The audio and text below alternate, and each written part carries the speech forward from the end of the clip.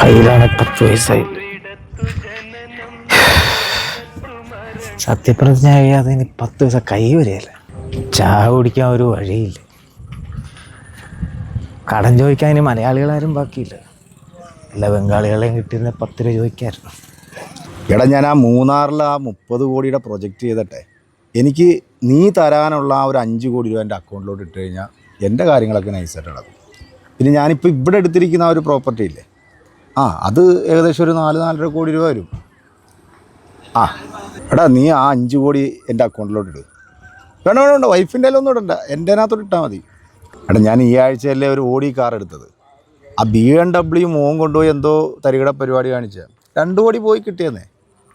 ഞാനിപ്പോൾ ഒരു സിനിമ എടുക്കുന്നുണ്ടല്ലോ, ഞാനൊരു 50 ലക്ഷം അതിന് മുടക്കിയിട്ടുണ്ട്. ഇല്ല, അതിൻ്റെ സ്ക്രിപ്റ്റ് വർക്കിന് വേണ്ടി ചെയ്തിരിക്കുന്ന ഒരു സാധനമാണ്.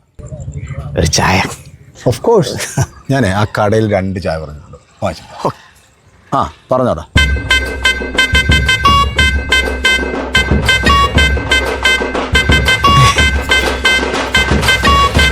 നീ അത് ബേജാറാവൊന്നും വേണ്ടെന്നേ.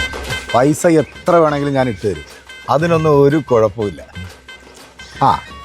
ഇല്ല, എനിക്കിപ്പോൾ ഒരു 25 കോടി രൂപ കിട്ടാം. കഴിക്കാൻ എന്തെങ്കിലുമൊക്കെ മേടിച്ചോ. പറഞ്ഞോടാ. പഴംപൊരിയും ബീഫ് ചേട്ടാ, ഒരു മുട്ട പപ്സ്, 3 മുട്ട പപ്സ്, 4 കട്ട്ലേറ്റ്. ചേട്ടാ, ഇവിടെ റിച്ച് ഫുഡൊന്നും ഇല്ലല്ലേ? താറാവ്, കരിമീൻ ഇല്ല. ഇതൊന്നും വലിയ എമൗണ്ടൊന്നുമല്ല, ഒരു 100 രൂപ വണ്ടിക്കൂലിയും മേടിക്കും. എടാ, ആലപ്പുഴയിൽ ഞാനിപ്പോൾ ഒരു 3 ഹൗസ് ബോട്ട് എടുത്തിട്ടുണ്ട്. അത് നല്ല പരിപാടിയാണ് നടന്നുകൊണ്ടിരിക്കുന്നത്, കുഴപ്പമില്ല. ബില്ല് എടാ, ഞാനേ അതൊന്നും കുഴപ്പമില്ലെന്നേ. നീ ഒരു കാര്യം ചെയ്യ്, അത് പൈസ ഇട്ടിട്ട് നീ എന്നെ വിളിക്കും. അവിടെ കാശ് കൊടുക്കണം, അല്ല അവർ കാശ് ചായയുടെ എൻ്റെ കാശൊന്നുമില്ല. യൂസഫലി എന്തുണ്ട്?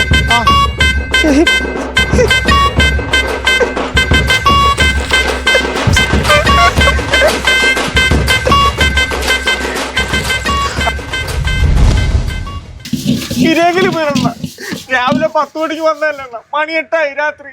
എനിക്ക് വീട്ടിൽ പോണം.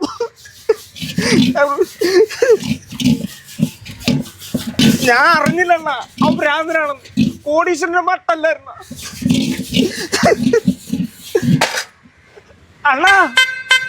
എന്തുവാ